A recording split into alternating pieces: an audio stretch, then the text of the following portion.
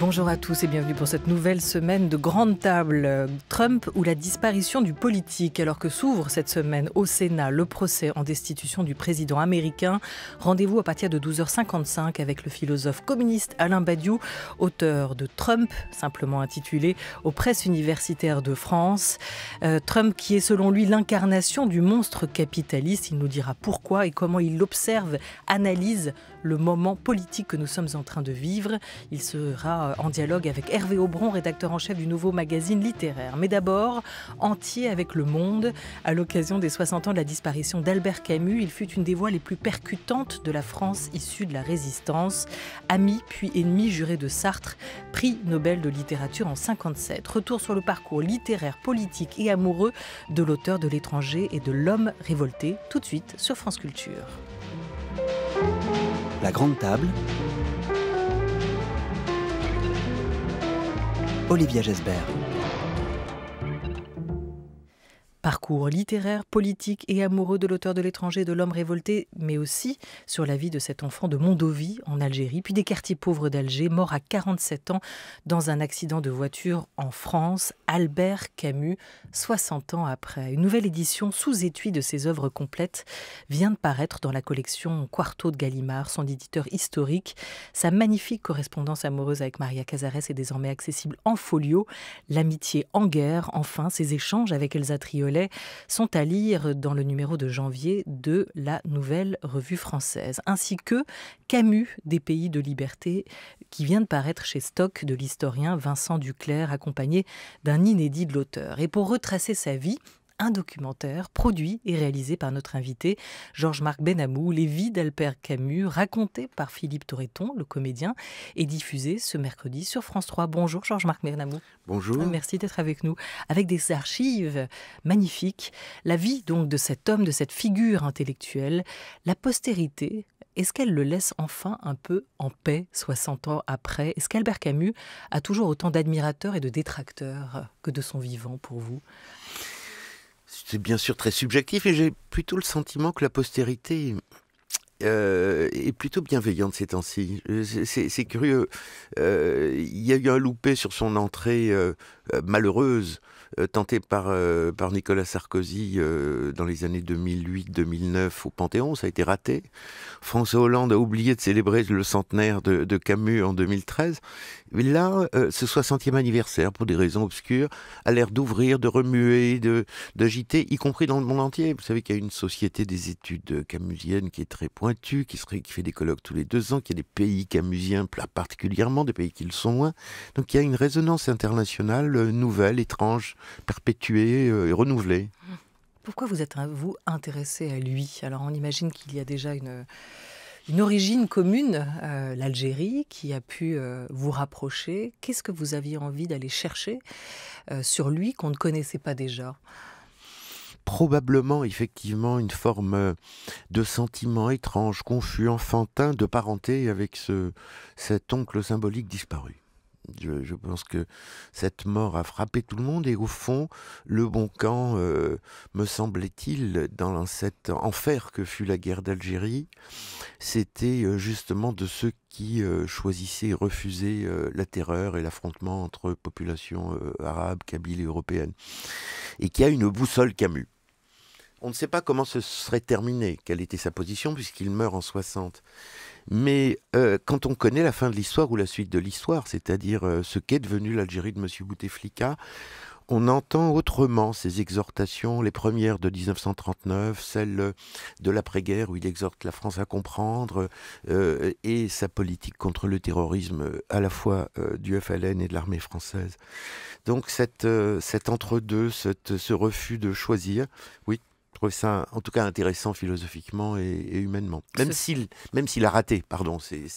Oui, ce fédéralisme égalitaire qu'il défendait en Algérie, ce qu'il a raté, c'est cet appel à la trêve civile qu'il souhaitait avec d'autres en 56.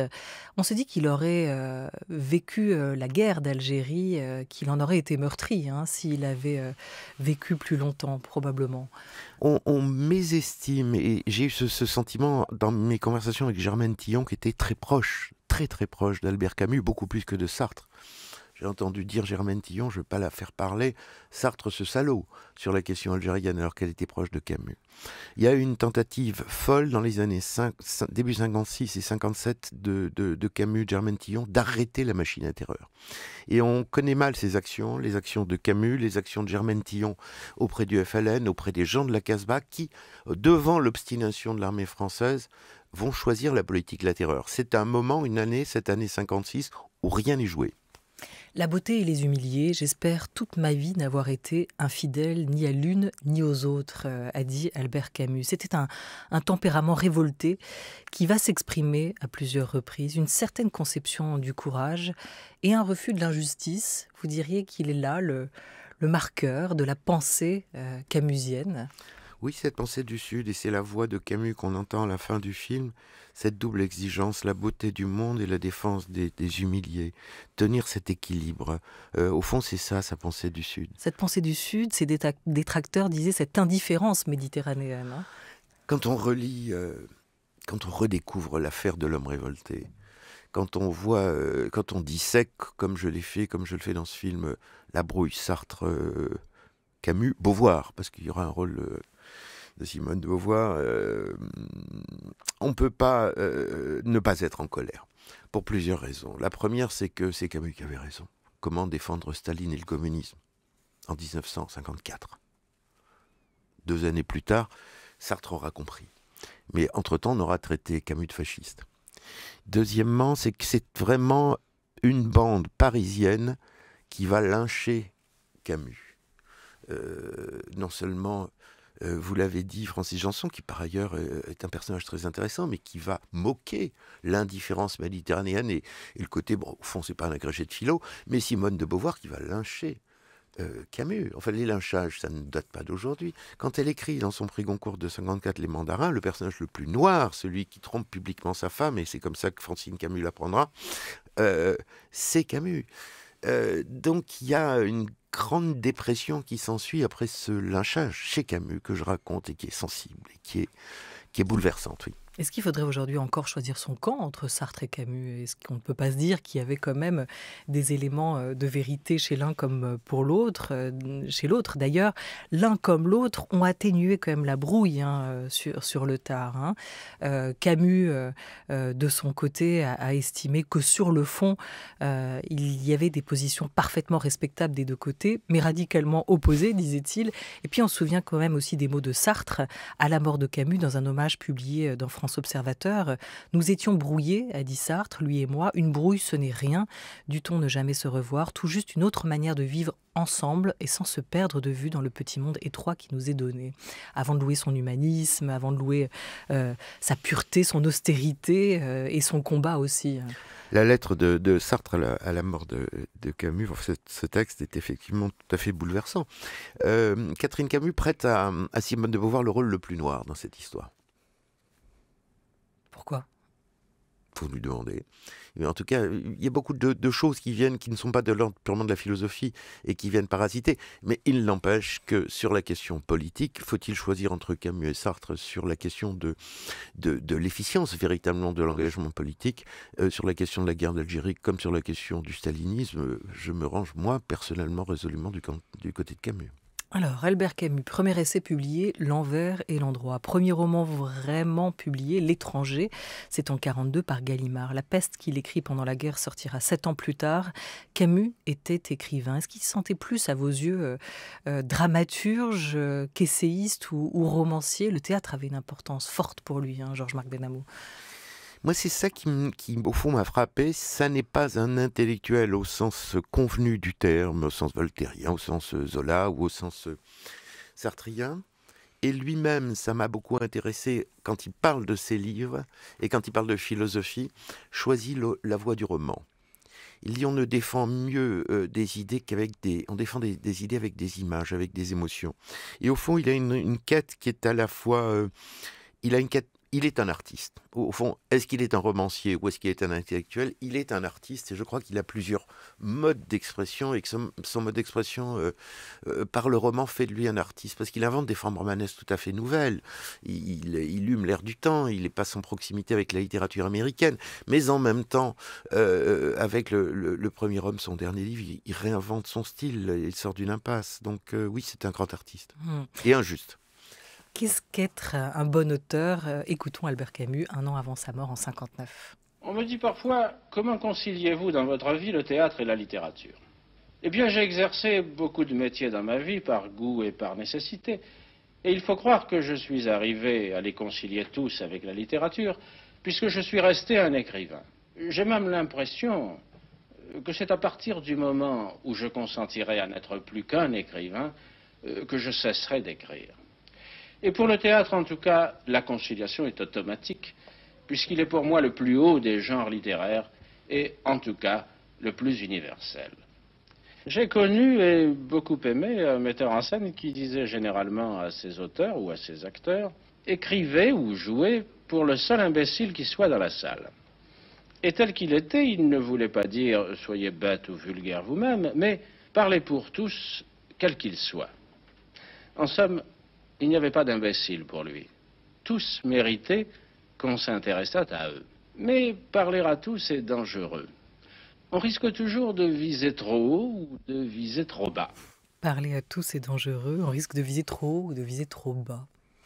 C'est valable d'ailleurs sur le théâtre, c'est valable beaucoup sur la presse, puisqu'il avait des positions très claires et très finalement modernes dans son exigence de presse. Il s'est beaucoup opposé à la dérive de combat qui flirtait avec le François de l'époque.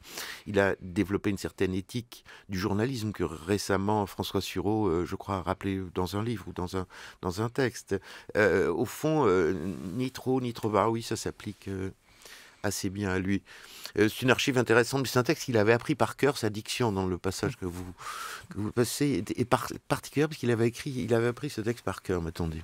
Et vous revenez d'ailleurs sur ses premiers engagements dans la presse, sur le scandale provoqué en 1939 par sa série d'articles « Misère en Kabylie », publié dans l'Alger républicain, où déjà il va chercher la face invisible d'une information et d'une réalité que la presse jusqu'ici ne montrait pas. Un engagement qu'il tiendra dans ses premières années à Combat aussi, quotidien, journal qu'il a porté à bout de bras pendant la guerre.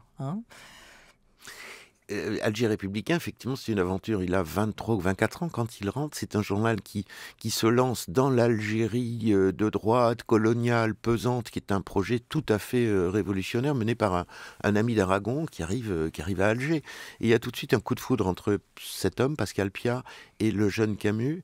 Et c'est un journal qui, dans cette Algérie conformiste et coloniale, je l'ai dit, va mener des combats incroyables. Donc Piat envoie Camus, car il avait été révolté, tous deux avaient été révoltés par un article publicitaire paru dans le journal de droite de l'époque, qui s'appelait, je crois, l'Écho d'Alger, qui parlait des délices de la Kabylie. Enfin, ils sont révoltés et Camus part, et c'est un exercice de journalisme, là aussi on dit anglo-saxon, mais excessivement factuel, excessivement précis, où il va vraiment dénoncer en se fondant sur les récoltes, sur l'exploitation du caïda, du système colonial, oui, c'est la plume dans la les plaie, étapes de la misère.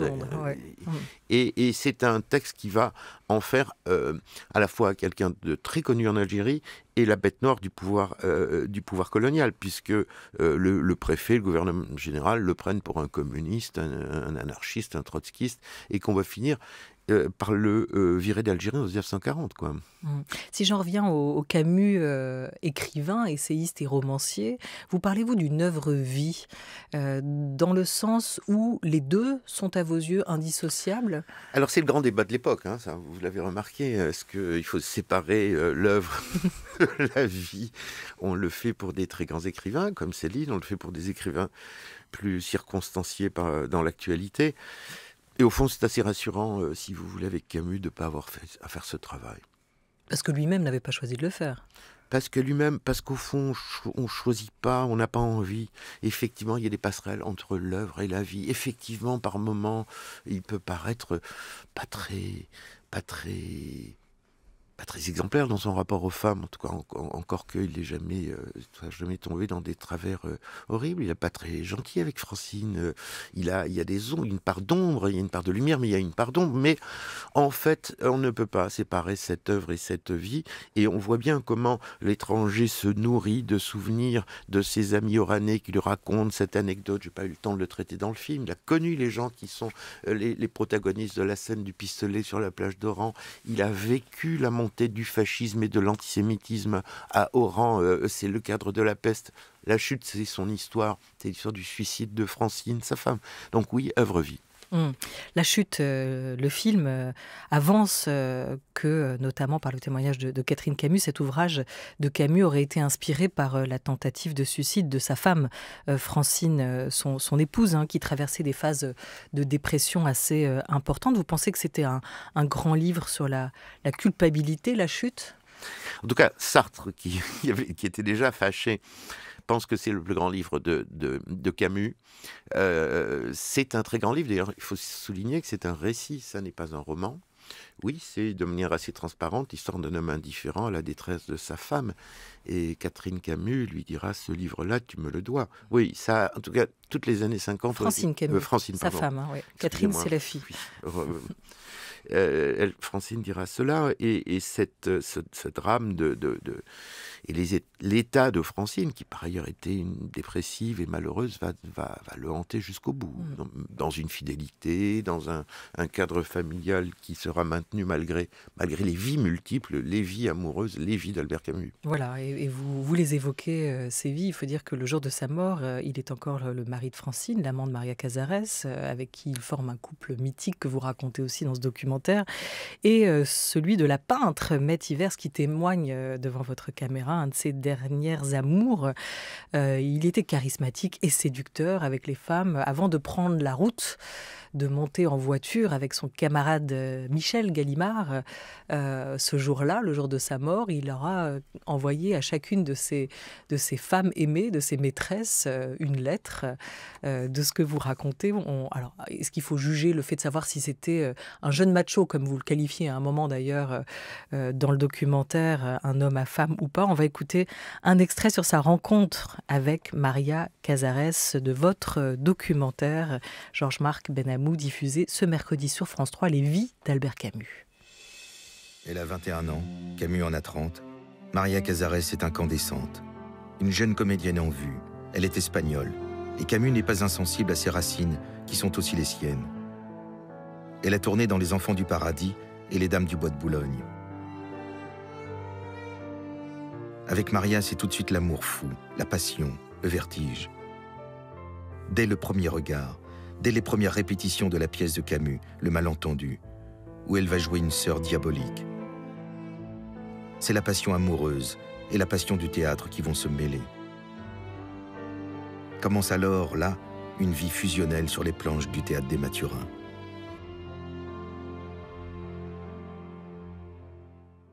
J'ai reçu à l'occasion de cette pièce la joie la plus grande qu'un auteur puisse recevoir, celle d'entendre porter son propre langage, par la voix et l'âme d'une merveilleuse actrice, à la résonance exacte qu'on lui avait rêvée. Cette joie que je dois à Maria Cazares me suffit tout à fait. Voilà, on pourra parler des hommes qui ont compté dans sa vie, notamment son instituteur, auquel il rendra hommage le jour de sa réception du Nobel de littérature. On peut aussi parler des femmes qui ont compté dans sa vie, Georges-Marc Benamou, et elles furent nombreuses. Vous le racontez, vous le montrez, de ces années algériennes jusqu'à ces années françaises, tout au long de son parcours, des femmes, amies, amantes, mariées, ont vraiment compté pour lui.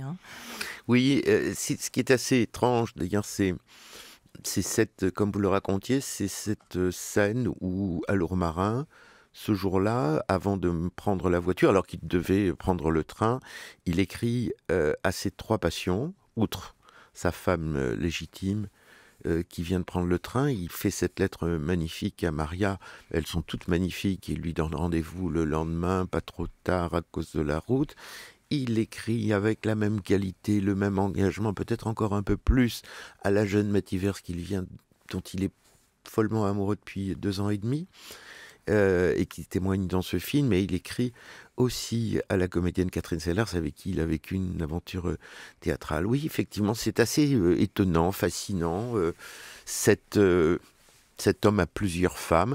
Cela dit, il avait toujours dit à Francine qu'il était contre le mariage, et il s'est laissé marier, si je puis dire. Donc, je pense qu'il y avait une certaine franchise, y compris dans la manière dont il a été relativement transparent dans l'histoire Casares envers sa propre femme. Invité jusqu'à 12h30, l'écrivain, réalisateur, producteur Georges-Marc Benamou à l'occasion de la diffusion ce mercredi sur France 3 des vies d'Albert Camus, documentaire raconté par le comédien Philippe Torreton. On est ensemble jusqu'à 12h30. France Culture, la grande table, Olivia Gesbert. Et j'en reviens au Albert Camus, écrivain, une œuvre, une vie, les deux indissociables, se demandait-on à l'instant, Georges-Marc Benamou, peut-être comme l'espoir et la mélancolie dans sa vie, comme le bonheur et la tragédie. Albert Camus qui dit dans la préface de L'Envers et l'Endroit « Je sais que ma source est là, dans ce monde de pauvreté et de lumière où j'ai longtemps vécu et dont le souvenir me préserve encore des dangers contraires qui menacent tout artiste, le ressentiment et la satisfaction. Puis je devins un artiste, s'il est vrai qu'il n'est pas d'art sans refus ni sans consentement. » Voilà plusieurs textes de lui, mots de lui, qui attestent aussi de son engagement en écriture, comme on dit, on l'évoquait à l'instant. Ça lui a valu un prix Nobel. Son discours de Stockholm, qui va résonner dans le monde entier, ne reste pas moins mémorable. Face à un monde menacé de désintégration, Albert Camus appelle à refaire une arche d'alliance. Dans toutes les circonstances de sa vie, obscures ou provisoirement célèbres, jeté dans les fers de la tyrannie ou libre pour un temps de s'exprimer, l'écrivain peut retrouver le sentiment d'une communauté vivante qui le justifiera à la seule condition qu'il accepte, autant qu'il peut, les deux charges qui font la grandeur de son métier, le service de la vérité et celui de la liberté. Il faut raconter cette séquence, et vous le faites dans ce documentaire, Georges-Marc Benamou, son style, cette voix littéraire couronnée donc par un Nobel. On est en 57, mais vous revenez sur la réception contrariée de ce prix, à la fois cataclysme et joie, dit Mette, l'une de ces femmes d'alors. Dans son journal, Camus décrit le soir de ce sacre comme un étrange sentiment d'accablement et de mélancolie. D'où ça lui vient ? C'est ça qu'on trouve dans les biographies, celle d'Olivier Todd, celle de Herbert Lottman, qui sont les grandes biographies et on est saisi, et c'est confirmé par les témoins, c'est confirmé par Catherine Camus, c'est confirmé par Métivers.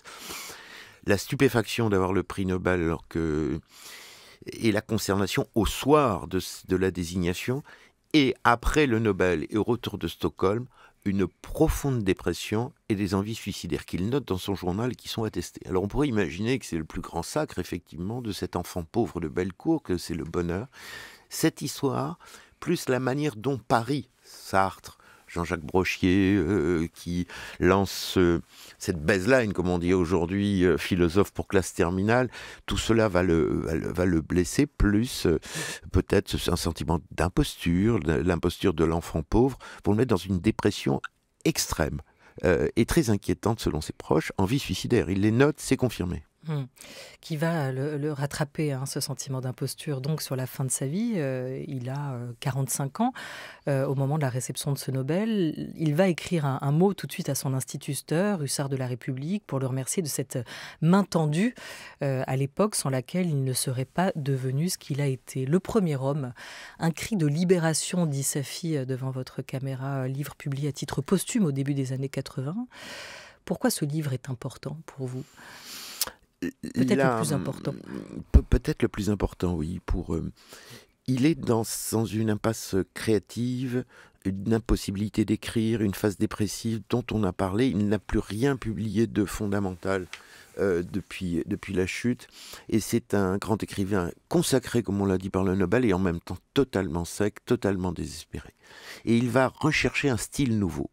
Et comme le dit très bien Catherine Camus, le premier homme qui revient sur ses racines pauvres, qui qui possède des pages admirables, tout simplement, où on voit un chariot d'une famille de ce qu'on appellera les pieds noirs s'enfoncer dans les terres rouges de l'Algérie. C'est une nouvelle manière d'écrire, une nouvelle langue plus riche, plus sensuelle. Ça n'est plus le léger cynisme, cette distance qu'on trouve dans l'étranger, cet aspect clinique qu'on peut trouver dans La Peste. Oui, il a retrouvé la sève vitale. Et ce qui provoque la tragédie, c'est qu'au moment où il retrouve cette sève vitale et où finalement tant de promesses s'ouvrent à lui, eh bien il va disparaître. C'est ce qui fait la grandeur de cette tragédie.